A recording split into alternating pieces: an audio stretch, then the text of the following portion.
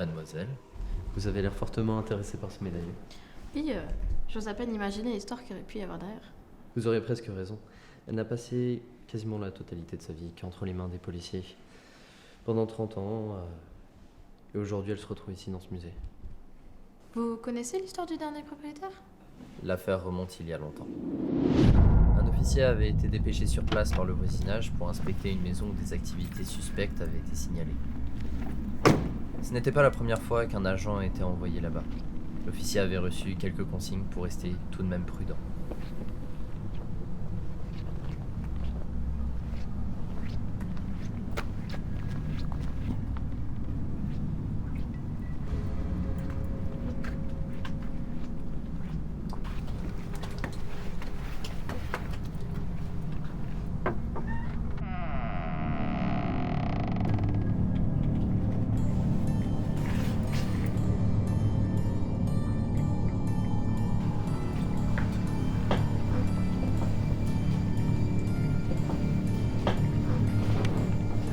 En fouillant la maison, l'officier retrouva la propriétaire décédée, maculée de bleu et de sang, avec le médaillon dans le creux de sa main.